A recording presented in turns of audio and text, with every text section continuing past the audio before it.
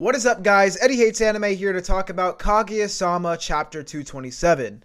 Let's go! So the chapter begins with a peek inside of Ishigami's mind where he was thinking about Tsubame and how they're trying to be normal friends now and get past the whole Christmas thing. But no matter how hard a gamer tries, there'll always be a gamer. And Ishigami is one sad-ass gamer right now. He talked about how he's still depressed, asking things like, when will this heartbreak finally end? When will I find a gamer girl who wants to play League of Legends with me? And midway through his day nightmare, where he was stuck in an endless loop of Tsubame thoughts, Iino asked him if he was thinking about Tsubame-senpai again. And before Ishigami could even muster up a response, his brain malfunctioned. Instead of thinking of what to reply, it short-circuited due to Iino's irregular behavior. Instead of belittling him, calling him a worthless loser, or taking away his game system, she was being normal. She even asked him if it still hurt, showing the smallest bit of compassion, which is why I think Ishigami decided to open up to her. Not only that, but because the reason he said, saying that she's already seen him at his lowest anyways, which is facts. And then Iino started the mental gymnastics, asking Ishigami what he liked about Tsubame, making him open up more and more, probably until he starts talking about what type of porn he likes. What else do you like about her? Well, she reminds me of my favorite porn star. Wait, what? Well, porn's not all that I watch. There's this other thing too. It's called hentai, and let's just move on. The funniest part of that is it didn't even take something as extreme as porn for Iino to call him creepy. Ishigami literally told her that she liked Tsubame because she was cheerful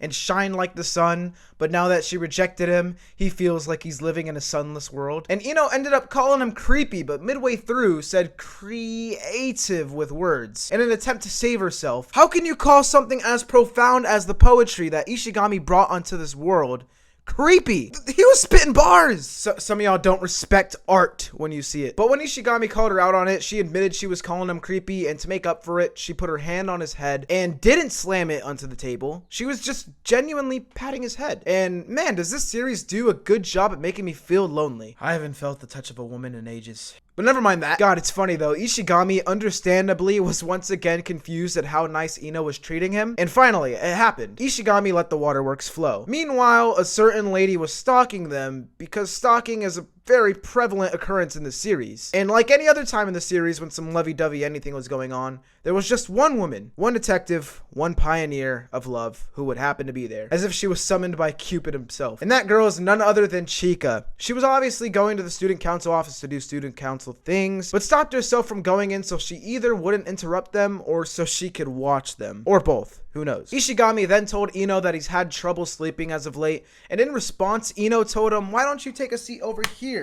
gesturing towards her lap and thighs. I thought for a second we were gonna get a second coming of the Subaru crying on Amelia's lap scene. I was preparing to cry myself, but Chika does a really great job at ruining the mood, because even though she's not interrupting them, she is interrupting me trying to immerse myself in this romantic development. Sorry, Chika, I know it's not your fault, but get out of the goddamn chapter. I know there's probably a lot of Chika fans who don't like me, because she is probably my least favorite main character of the series, but that's a story for a different day. And it's not like I don't like her, I just don't like her as much as the rest of the cast. But Chika for some reason was freaking out, saying that Iino was going too far. But I don't want to hear that from the girl who's supposed to be the successor to the 4 ramen gods. She should know that if you don't go all out, you didn't really try at all. But back to Ishigami. He brought up that it would be bad if someone walked in on them like this. So Iino had the amazing idea for them to go somewhere more secluded, just the two of them. But then suddenly, Iino's phone rang due to a call from Chika, forcing her to go outside where Chika lectured her about her tactics. Iino admitted that it just feels so good seeing Ishigami in a defenseless state. She's like the opposite of a masochist, a dominator, if you will, where someone gets off to another person's pain. Weird fetish, but you do you, I guess. But man, Iino here felt like any time in a story where the main character shows some evil side, because Iino said, "Well, I'm going to go back before the nice mood disappears." And then she turned around and said, "Please don't interrupt us again, okay?" And holy shit, did those words send shivers down my spine. I felt like she would beat me up, take my lunch money just because I'm technically watching them too. She even lied, telling Ishigami that it was her dad who called her when he asked her about it. She really is a villain in the making. But then before she could turn into the second coming of Makima, she started to delve into her origin story,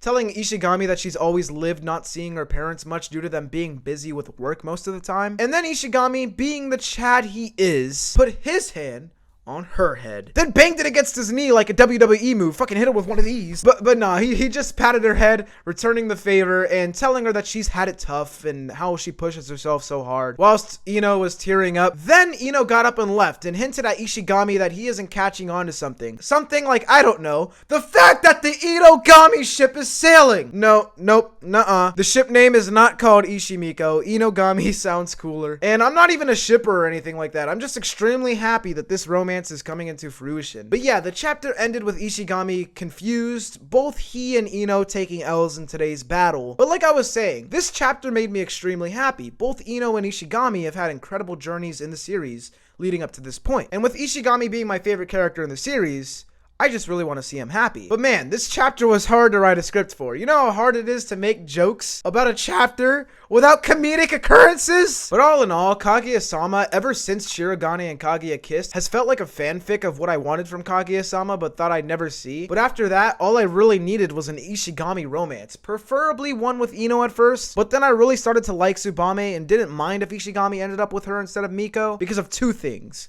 One, like I said, if Ishigami is happy, I'm happy. And two, if it was real love, then all is well. The only problem with Tsubame, as we all know, is that she didn't actually love him in that way, and now Ishigami is on the market for Iino to keep. So I wish both of them the best. Hopefully this whole arc of Iino x Ishigami works out, because man, is this a couple I really want to see. Cute goddamn moments for. But yeah, that's really all I got for today. Hope you enjoyed. As always, like and subscribe, and have a wonderful day. Peace.